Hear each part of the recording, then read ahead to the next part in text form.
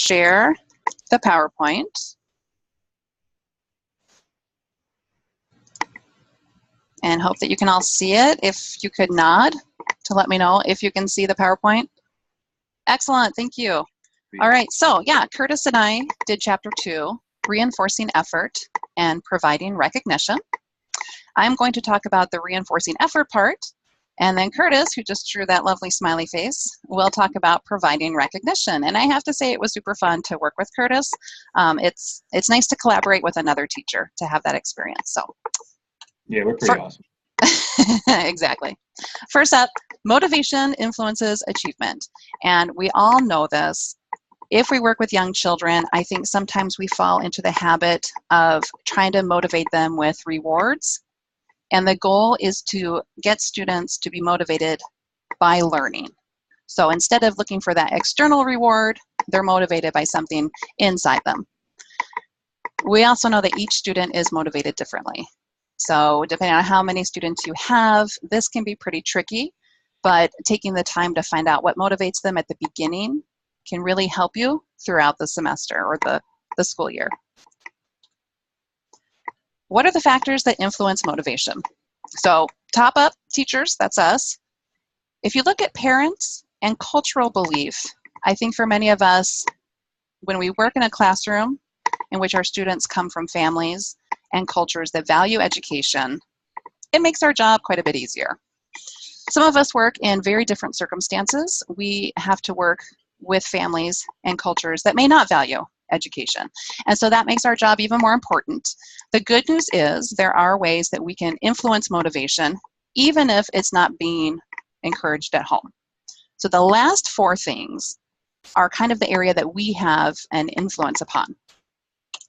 And the fancy names for these are self-efficacy, control beliefs, intrinsic motivation, and task values. And the definitions are there.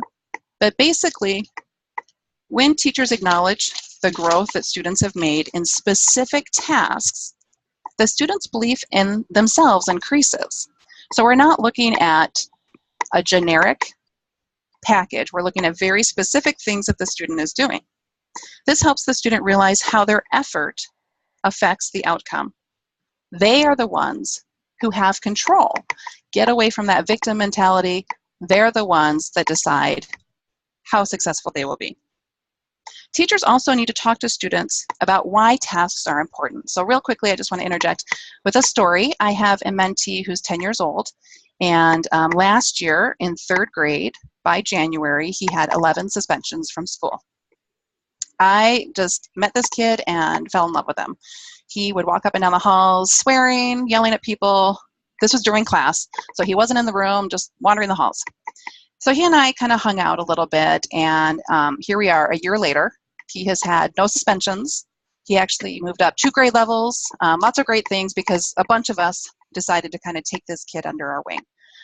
So Friday, I get a text from his teacher, and she says, well, he's decided he's not going to specials. He's not going to go to music. He's not going to go to art. He's just going to wander the halls. So over the weekend, he and I had a little talk about what choices he had and why it was important to go to his specials class. Did he have to like music? Nope. Did he have to like the music teacher? No, he didn't. But the consequences of him not going were him missing out on some other activities. And when he's there, he's modeling for other students. And that's a big deal for this kid. He likes to be a leader. So we identified who else this affects. And he was like, all right, I can give it a shot. So today I was so excited. I texted his teacher after specials, and she said yes. After a couple of reminders, he went to specials. All is good. So after school, I checked in with him, and I told him I was so proud of him. And he said the exact words I wanted to hear, which were, I'm proud of me too. So I think this kid is learning that he is the one that actually has the control over his learning and over his own success. How do we motivate students? Again, the generic motivation doesn't work. We have to reinforce the effort. The great thing about this is you can reinforce students no matter where they are. If they're struggling, every effort that they make, every task they accomplish, you can encourage them. You can praise that. You can praise that effort. If it's a high achieving student, Whenever there's growth, whenever they take on a new task, you can praise that effort. And again, it helps students realize that all students can learn, and they can learn anything that they set their mind to. In my class, I teach students how to read effectively. So whenever they take notes or they make a connection or they draw a visual, I can praise that they've done, active reading, and then later on they'll see how that affects their comprehension. So praise and motivation has to be specific. And what is interesting is generic praise has actually been shown to have a negative effect on intrinsic motivation. But there's a caveat. If you have an established relationship with a person, with a child, then you can go ahead and use those things that we like to say, good job, you're so smart, things like that. But at the beginning, it's very important to be very specific. So something like, oh, I noticed you wrote 3 sentences, they're all related, you just created a paragraph, versus, wow, nice writing. The student can see their effort with the first praise. As the second praise may lead them to believe that smartness can come and go. So, oh, I'm really smart today, but I made a mistake and I won't be smart anymore. So it's important to make that praise very specific. Effective ways to reinforce effort. As teachers, we get to model effort all the time, and we teach relationships between effort and achievement. What I thought was interesting was a study that was cited in Chapter 2 that looked at the effect of a teacher modeling effort in 2nd grade mathematics classrooms. She modeled problem solving with effort and using self-talk as a self-monitoring strategy. But what they found was that the students in the experimental group did not increase attributing effort to internal things. They did decrease it, attributing it to outside things, but they didn't increase it with internal. So looking at this, they determined that sometimes if we look at the negatives or the mistakes students are making, rather than just focusing on the positives, that can also have a detrimental effect. So for instance, the teacher may have said, if you try harder, you will be able to get the right answer. This feedback is ineffective because it focuses on what is incorrect rather than what is correct. I know there's a teacher who did a TED Talk. It was fantastic. She used to give her students math tests back, and instead of saying they missed 18 problems, she would say, oh, look, you got 2 right. That's awesome. You're on your way. Let's see how you did that and keep going. So I thought that was kind of neat. Other effective ways to reinforce effort, providing guidance. So spending time with the student, talking to them through the process, actually sitting down with them and having them show you the steps that they followed can be really helpful for students. And last but not least, having students keep track. And I think as teachers, we all either really love or really hate rubrics. They are a very effective tool for students to actually know exactly where they stand with their effort. All right, I'm going to turn it over to Curtis. And let's see. All right, there we go. Thank you. All right, thank you for doing that part. Let me see if I can switch. There we go. All right, so to maintain and keep a positive effect for student motivation, there are 3 practices that every teacher should be doing. We need to be having a mastery goal orientation. Always give specific praise that is also aligned with their performance, like Heather was saying. And then finally, be able to use concrete symbols of recognition. So there's a picture of me and myself me and my class from last year giving, I was providing recognition, giving great praise for my student right there that was, I believe she moved on to the next reading level, I believe, while she was reading to me. So I was very happy about that. And I was able to give her praise. So I was very proud of that picture right there, and I was proud of her. But anyway, moving on to the first one, promoting a mastery goal orientation. It's very important for this mastery goal to emphasize learning and meeting goals rather than comparing student performances. I know when I was growing up, I really hated when people compared themselves to me, or I tried to compare myself to others, because I was a very introverted kid. I still am. I don't have as many strengths as other people with specific skills. And so when my teachers or people around me try to compare themselves with myself, I didn't really like that. So I really like this phrase here. It says, stop competing with others and start competing with yourself. So when students, when they set personal goals and meeting their own goals and learning and meeting those goals, it really does help a lot more with increasing their self-efficacy, their intrinsic motivation, and also their task value, like Heather said. And then moving on with that, when you set mastery goal orientation, you need to make sure that it's predictable and that the students know what they need to know in order to succeed.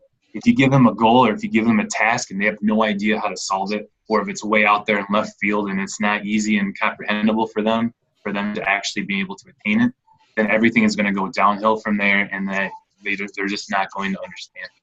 So you need to make sure it's predictable and make sure that they can succeed in that goal, no matter what level that they're at. And that word there, that differentiate, that's one of the first times I've ever said that correctly the first time. I don't know why. I've been a teacher for 7 years now. Say that word. But anyway, when you differentiate a mastery goal orientation, you're making sure that you set goals for every kid based at their own levels. Now, I'm not going to place one student that's fantastic with math and multiplication with another student that can't count up to 10. So you need to make sure that when you're setting goals for kids, that it's at their level and it's kind of easy, but a little bit challenging so that they can succeed in that. And so that kind of builds their intrinsic motivation to want to keep going. So instead of giving everybody the same goals, you want to differentiate. For our second slide, you need to be, our second thing here, you need to be able to provide specific praise, like Heather was saying, that is aligned with their performance and their behaviors. Now, I've read a lot of things in the past. I've watched a lot of articles. I've seen several things that said, don't just say good job or great job. It definitely needs to be specific. Thank you. I've had trouble with that every single year, especially with my kids. I have a lot of third graders, and they want your attention. They want that praise. They want something from you because they just need something from you.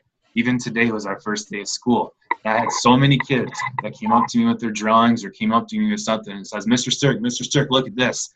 And I have to be careful not to say, oh, good job, or anything like that. I want them to be intrinsic motivators, and I want them to learn. So instead of saying, oh, good job, I try to, target what they did and compliment them on that, or say, you need to work on this a little bit more, but this is, you did an awesome job with the way you drew this line or drew this picture or whatever. Some kid spent 15 minutes drawing something about Star Wars, and he really wanted me to praise him for it. So I gave him some, constructive feedback while also kind of motivating him intrinsically, so to say. So make sure that when you're praising a student, that it has to be sincere, it has to be meaningful, and it has to be constructive. If it supports their motivation, it needs to support their motivation, and it needs to show that you care about the students and help them grow. Instead of just giving generic praise like that, they're just not going to learn, they're not going to care, and even it might seem like they're undermining their achievements. So don't say good job if they tied their shoes, or don't say great job if they, went and threw their breakfast away for the day. It needs to be very constructive and sincere. What I like about the second part over here, I'm not a secondary teacher, but I know a lot of people have said this, and my wife is a 5th grade teacher. She starts students towards the end of the year.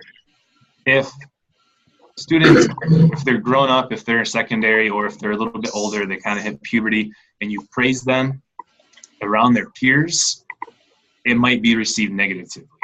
They don't like that attention. They don't want you to look at them, talk to them, do anything to them. Leave them alone, or else they're going to give you the eye roll. I have a 9th grade cousin, and she hates that. She hates when I say anything, give her any attention, anything positive. But if you're going to give praise to a student, especially if they're a little bit older, they like it when it's kind of personal. Give it to them. Don't do it in front of their friends or their classmates. And finally here, something that I use all the time is using concrete symbols of recognition.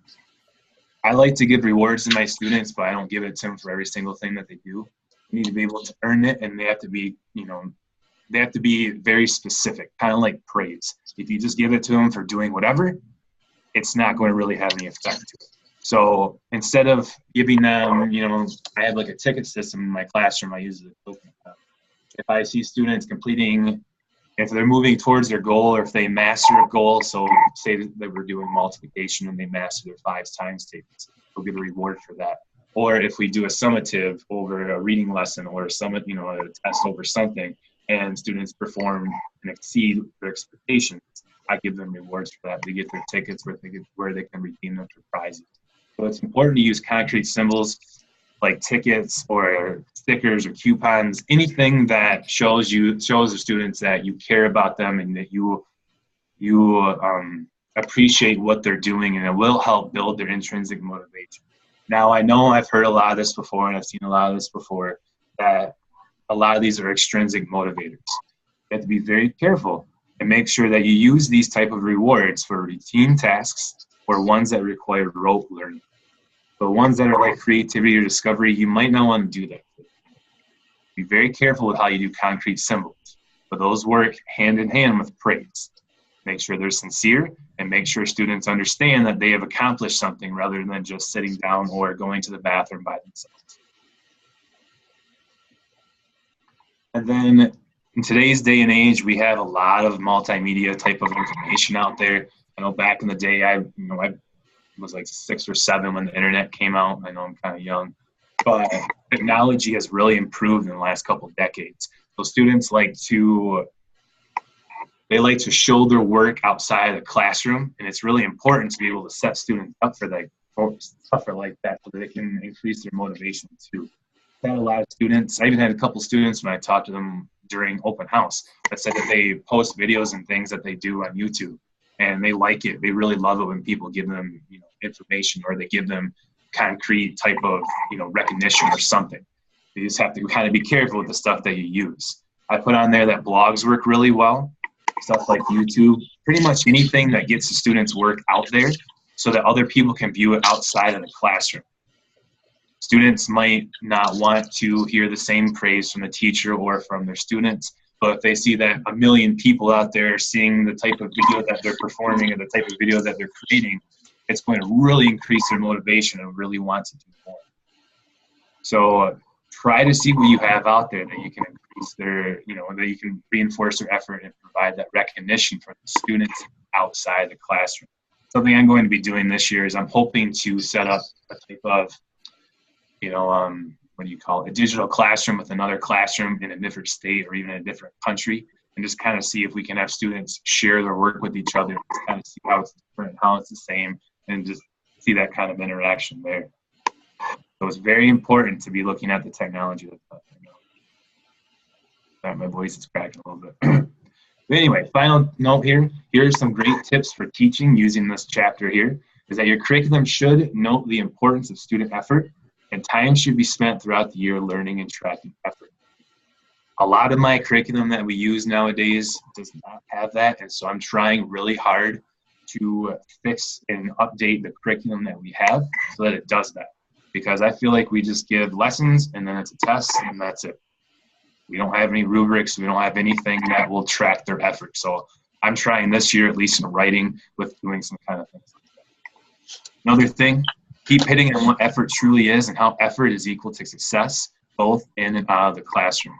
Show a lot of different examples of people who are successful and how they put effort into something and how they have something now. I always read books, especially during biographies, about how people put in a lot of effort and time and how it paid off in the end. My favorite one is reading about Barack Obama because of all the things that he did, and that in turn led him to being the president. So effort equals success. It's very important that you touch on that. Third, make sure praise should be simple, and it has to be direct, just like we've been saying. Don't just say good job. It should be like nails on a chalkboard if you ever say that. Try to think that it has to be constructive and it has to be towards something. Fourth, be specific with the accomplishments that you're praising as well. It kind of goes off with number 3 as well. And then number 5, don't always use the same type of praise. If you say the same thing over and over, they're not going to care anymore. And then nonverbal communication goes very well. Don't just talk to them and just say one thing constructively, but your face has something completely different, or your body language has something different. If you're crossing your arms and you're giving a kid really great praise, they're going to get mixed emotions and mixed signals, and they're not going to know how to take it. So make sure that your hand gestures, your body, your nonverbal communication goes hand in hand with the praise that you're giving. All right, so that is the end of our presentation, end of this chapter. Any questions, comments about seeing motivation and recognition? Gloria, did you have something there? I do. I have a question regarding the practice for for providing recognition with the mastery goal orientation. And when they talked about working with struggling students, it says to set challenging tasks, but not go over their capabilities. How do you set those tasks without them being too easy for them, knowing that you're working within their capabilities? Best thing that I do is that during workshop time or after they take a certain assessment, I find out exactly what they need. So for example, if I have students in my third grade class that can't count up to 10, I'll figure out and find specific things that they can and can't do, and then I'll set them goals for that. And if they complete it easily, then I'll move them up to the next task and the next task and the next task. It has a lot to do with the proximal, is it learning development? I'm drawing a blank right now. You want them to be, it has to be just change enough to where they can pass it, but it's not too hard or too easy. You have to find that balance. But the best thing is getting to know the students first. Thank you. I can only see about, there you go, zone of proximal development. That's what it is, like asking. I can only see 5 people. Does anybody else have a question? For Heather, might me? You can just unmute and speak if you don't have a video. Yeah, I can only see people. All right. Well, thank you, everybody. We appreciate it. And we'll get out and start motivating. All right. Can you stop sharing? One of you two? Thank you. Awesome. Back to there. Yeah, you guys did a good job with that. Great way to kick everybody off. Start the bar up here. All right, so a couple comments that I have about their presentation to add to it, and then I have a few things to show you, then we'll get you out of here. My goal is not to have an hour-long session every time. A few of the things that they did throughout that entire piece, if you didn't notice, they were sharing a lot of personal stories. And one of the ways that you can engage students and kind of show them ways to achieve what they want is to use other stories of how other people have done that. So using the stories threaded throughout that is a lot like the little examples or excerpts that they put into your textbook, where they're talking about these different people that have done great things using this tool or whatever, or how the teacher prompted them. They're giving you these personal examples. So that's one of the ways that they were able to model this providing recognition, and I can never remember the chapter, this title. Reinforcing effort and providing recognition is by showing ways in which they've done that through their little stories they were using. A couple of strategies that I have to talk to you about real quick, and then I'll let you guys speak if you have anything else. One of the ways to get students to think about something that they worked hard on, or something that they did a lot of work on that they are proud of and they want some recognition. If you remember back to the very introduction where you were doing your Flipgrid, everybody remember Flipgrid? Didn't give you guys a Flipgrid. I have to give you guys a Flipgrid. I will, okay? Let me write that down. All right, so Flipgrid is a video technology. You can get one classroom with one grid free. What you're able to do is post a small video or a prompt or something like that, and then people can respond to that. So one way that you can have students show off what they're really proud of or the effort that they did is giving them this 1.5 minutes to talk on video, and then you can respond to them with stars or giving them feedback, things like that. And if you actually pay for the classroom, I'm lobbying Flipgrid to try and give me some free accounts, which if I get them, I will give them to you. But as of right now, they haven't. They're one of the biggest tools that have come out recently. It's called Flipgrid. And I've seen it used in everywhere from professional work settings to museums for reflection at the end of a tour, to classrooms anywhere from pre-kindergarten the whole way up through college. Okay, it's really a nice community building tool, and a way for people to communicate what they know and how they know it without having to write it. I will warn you that they have a place on there that it'll transcribe the video for you. If you have a quiet room and the person speaks very clearly, it will transcribe fairly well.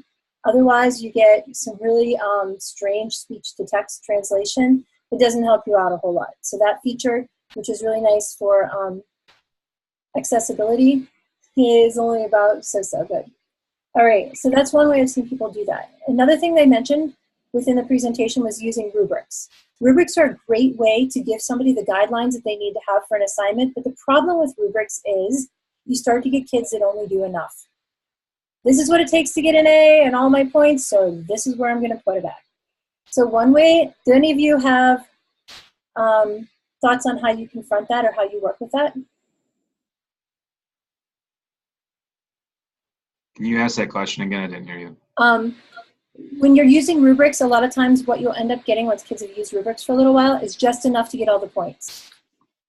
So do you have any ways to combat that in your classroom? Yeah. I actually heard something really neat yesterday by, I'm not going to say his name right, Dr. Pedro Noguera? Is that how you say it? You know who it is? I think so? Yes. Anyway, he was talking about his daughter's school, and they do these huge projects, and they only get 3, not even grades, but it's, you met everything, keep working, or, do it over. And I love that because there's not a failing point, but it's a constant keep working. So if you have a student, I would say, who gets to that high point, I would challenge them even further. And a lot of times that goes back to what Curtis said, you have to know where your students are starting from. So the rubric might not look the same for every student. Yeah, go ahead. exactly. Oh, go ahead, sorry. No, go ahead. When I build individual rubrics, which I hardly have time for anymore, I feel like, but yeah, I do those type of things where I figure out what students need, and then I set up a rubric, it's a 1 through 4 that we do it. Either 1 is I really need to work on this, 2 is I'm starting to get it, 3 is I've got it, there's my goal, and then 4 is I'm beating the expectations, I know I'm way out of there and I need to move on to the next thing. So one other way that I've seen it work within a classroom is to build your rubric to 95%. And that extra 5% is awarded for going above and beyond the requirements, creativity, you worked really hard. So this is a way to correlate effort for a student that isn't maybe the best student in your class, or they are not necessarily so artistic or creative, if it's a creative kind of thing. But they do all the requirements, and then they put in that extra hard effort, and you can give them those extra points then.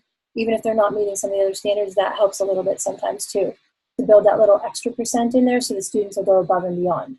Another really simple thing that somebody said last time I had, I teach 642 as well in the Ed Tech program, and somebody said they always pick the best project from the year before and save it or save pictures of it to use as this is somebody who did a pretty good job. And by showing them the best project ever as the pretty good job, then students are motivated to go above and beyond that. So I really like that. I had never thought of that after 25 years being in the classroom. All right, so I do have a couple things I want to show you. I have a link dropped into the chat. For those of you that cannot get that because you're on your phone, I will put that in the classroom as well. It's a Google Doc. And I'm going to share my screen, and you can kind of follow along with it. All right, so in this Google Doc that I have here, there we go. The Google Doc that I have here, I started putting in some of the technologies that I dropped a few into your classroom shell for last week. But providing feedback is another way of kind of saying recognizing effort and providing recognition. So I put these in here as well. Here are ways to do audio feedback, video feedback on videos, things like that, commentary, and then written feedback. So all of those are linked to the applications and things like that. So you're able then to comment as you go down through, or Now Comment allows you to have, if you have students creating a video, Now Comment allows you to actually put comments on the video. It kind of travels across like a Facebook Live where people do their comments across. It's not that nice, but it allows you to stagger them throughout. So you can say, this is great, this is bad, fix this, whatever. But specifically for this, they were talking about making rubrics. So those of you that are in an educational field probably know about rubrics. If you're not in education, however, people think you don't want to have rubrics or don't need to have rubrics. Rubrics can be as simple as a checklist, a yes, no.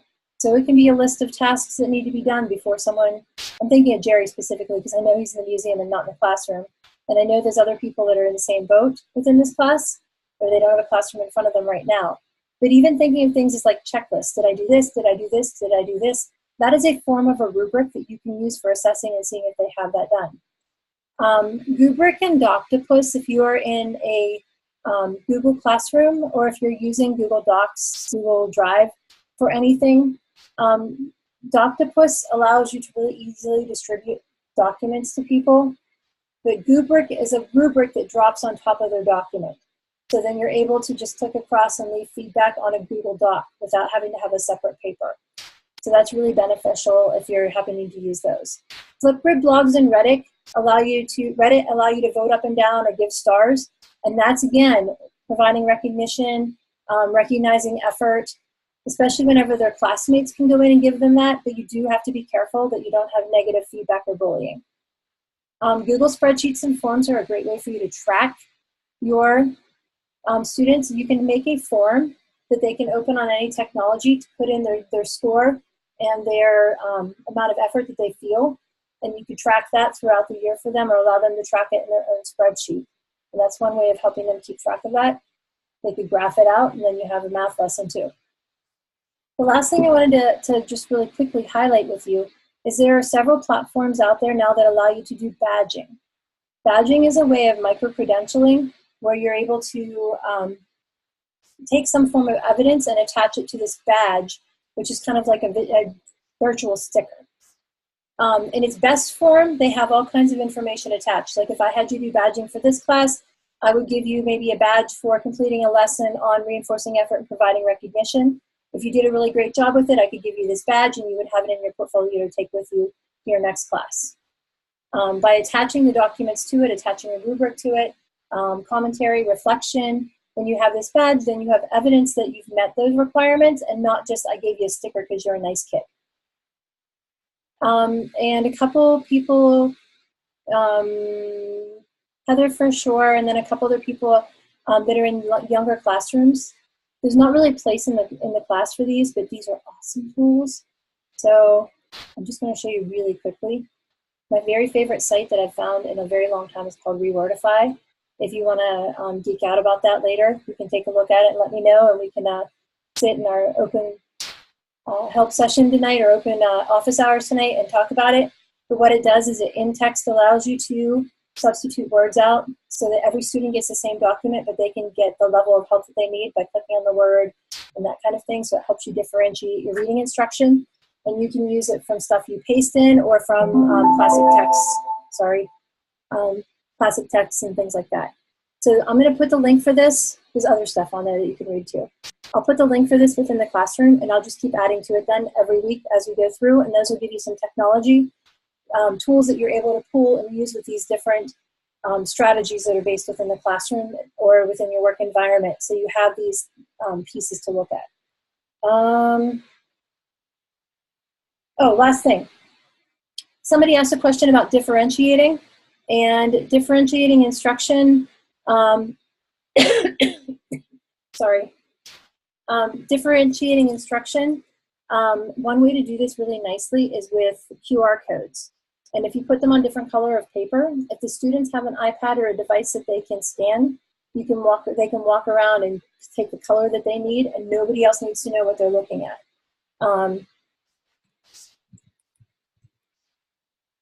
So like I said, you have the link from the chat session, and I will also put this into the class. And I'm going to stop sharing. All right, do any of you have any tools, any tricks that you use, anything that you think from your class that would apply to this? From your work environment class, anything like that? All right then. If any of you have individual questions that you don't mind sharing in a group environment, you can hang around. We will be having official office hours starting at 9, but I'll just stick around from here on out if people want to talk. If you have something you want to talk about privately, message me. I put up a Meet Me calendar. It's not pulling all my stuff across, but you can pick some times that are good for you. Pick 2 or 3 times and send them to me, and I can get one that matches with my schedule, because right now it's only taking events that I put in and not ones that everybody else sends me. So my schedule looks like it's really open some days, and really it's not. So if you pick a couple times, I can get back to you, and we can set up a Zoom session, or we can email, or we can talk on the phone, however you want to do it, so that I can help you through whatever it is that you need some support with. Okay? And I try to be really fast on emails back. Yeah, Brenda.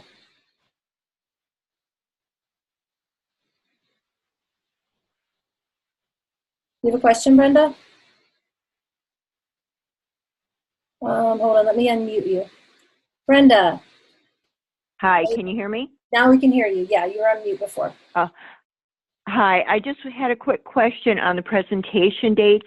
Are we going to be doing chapters 6 and 7, both will be done, the 2 different groups will be done on September 26th? Yep, and I won't talk at all. I'll say, here's chapter 6, here's chapter 7. I'll send you the link with the tools. Okay, thank you very much. Every time, because an hour is a lot of time to give up sometimes. Okay, thank you.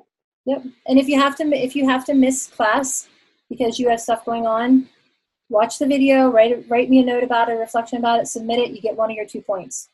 And honestly, a point is not going to kill you, especially if you get to teach a lesson at all, anytime within your classroom, you're going to get an extra point for that one anyway.